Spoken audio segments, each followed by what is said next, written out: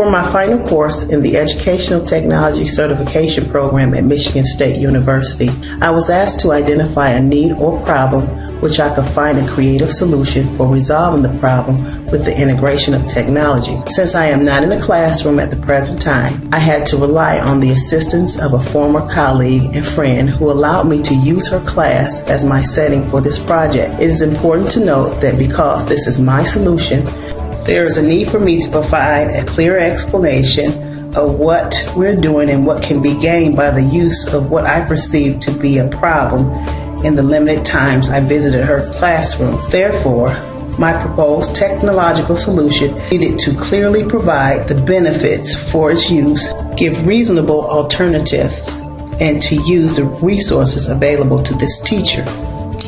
I chose to piggyback off a grant-awarded project that utilizes little to no technology at all.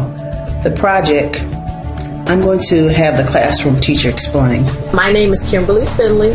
I teach 8th grade science at Bates Academy, which is located on the west side of Detroit. It is a Detroit public school. We are currently a part of the Michigan Service Learning Grant Program. This is the third year of our school garden program.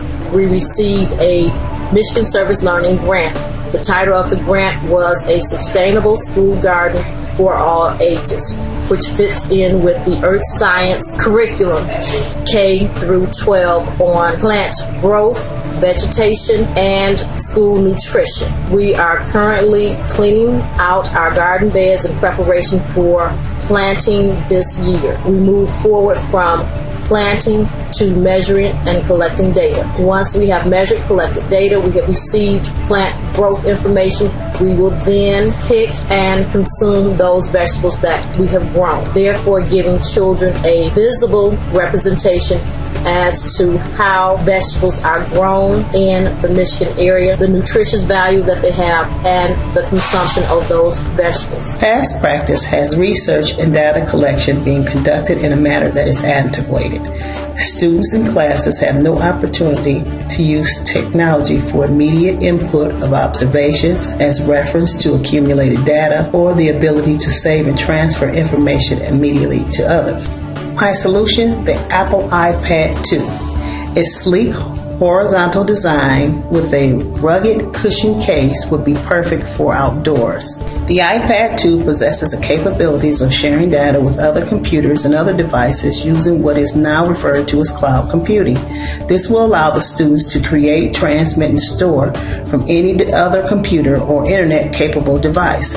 This portable learning tool, unlike a netbook, has a camera and apps that can be used to enhance this project that don't require internet access. The iPad would allow the students to seek further education and instructions outside the classroom.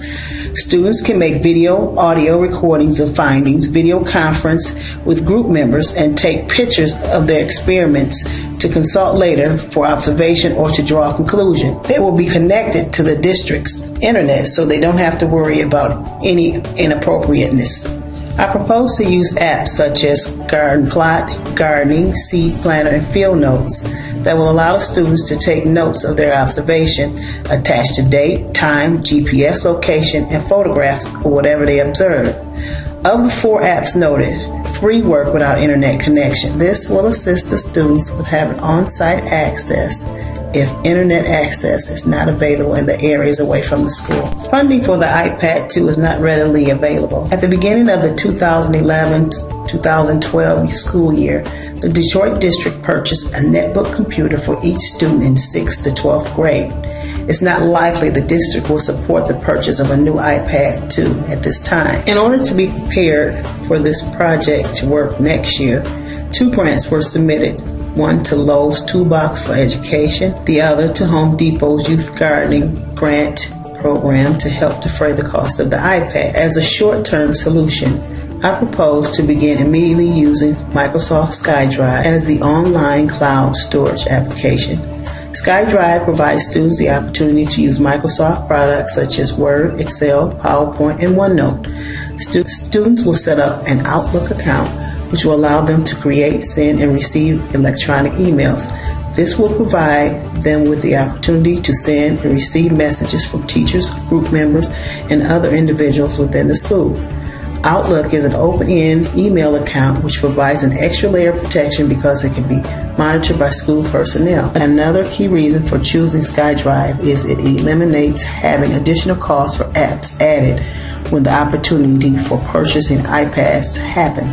Now that we have a clear understanding of the benefits of creating a student learning network using the iPad 2 and then SkyDrive and Microsoft Outlook, we will now look at the TAPAC model of integrating technology. I believe my solution to this wicked problem is a meaningful way to integrate technology as an inquiry-based learning approach to pedagogy and content of the science class. The solution I have chosen is to improve student content understanding by creating a student learning network that will be a sustainable solution for any subject matter. It will allow the students to collaborate, communicate, and store information.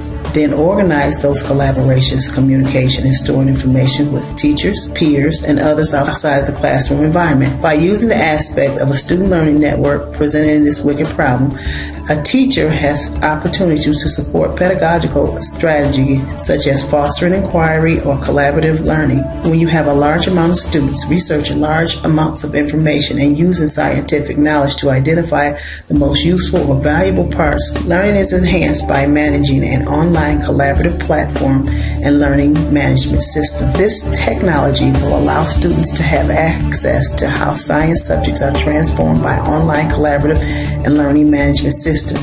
It will provide them with an opportunity to use new methods and tools, plus operational and technical skills related to a specific science knowledge. The technologies not only create a base that is inquiry-oriented, but support real-world applications that support research, composition, design, analysis, and, as noted, communication. Educational technology tools such as Outlook, a student information manager, email, and SkyDrive, a cloud-based collaborative platform and learning management system, and latter the iPad, will help students actively engage in the acquisition of scientific knowledge and development of the nature of science and inquiry. The purpose of using technology tools in science is to motivate students to answer their own questions and get more into the process of inquiry. Organization and collaboration of knowledge is the key to developing a system that will make those difficult concepts easy to learn. Organization and collaboration will also make prior knowledge readily accessible for sharing in school, on the go, at home, and most importantly, it will help students effectively use their technological energy and become a guide for the best way to use technology to learn. This is my solution to a wicked problem. Although my friend recognizes the importance and need to integrate technology, the final decision is dependent on the technology coordinator at her school, who is not familiar with my solution. To use technology for the sole purpose of using it without clear directions, knowledge to why we are using it, or knowledge of what could be gained by its use is of little value and would be unfair to this teacher. The lesson I have learned from this wicked problem project is the importance of having confidence and knowledge of the technology you are trying to integrate. In an environment where technology is used properly, a teacher knows how to properly explain and model its use. It is important to work out all the kinks before you present any tool. It is also a good thing to regroup and introduce something new if the technology you have chosen does not work for you. There is an abundance of ways to solve every problem using technology, and it is important for the teacher to find one she is comfortable integrating. The decision to integrate technology into a sustainable garden project opened doors to include technology into an environment where little to no technology was being used. Establishing a viable connection to learning inside and outside of the classroom provided the students with an opportunity to arrange data collected in an organized manner which was not present before. It allowed them to use familiar technological skills in their learning environment. It validated their choices of how to share information as being important in an educational setting. Finally, it opens doors to more technology use. If presented with another project with similar characteristics, I will elect to approach the solution in a different manner. I see the importance of starting small and working your way to a bigger solution. The first step should be to work with the technology you have to solve your problems before finding a solution, which may include waiting for funding. I noticed that most of the students had smartphones and iPhones. The solution to a problem does not necessarily have to be a problem solved by school funding or school-issued devices.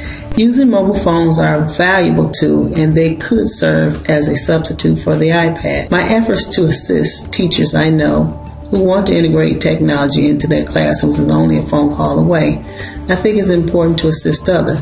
My observations of this wicked problem is an experience that many teachers are facing. Without proper training, technology integration into the curriculum is solely based on suggestions from current textbooks or others with limited experience. Providing an educator with focus opens up doors to explore more technology.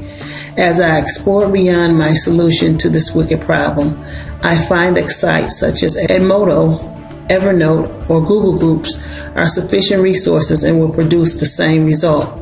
Having different solutions for a problem presents an opportunity for more technology use.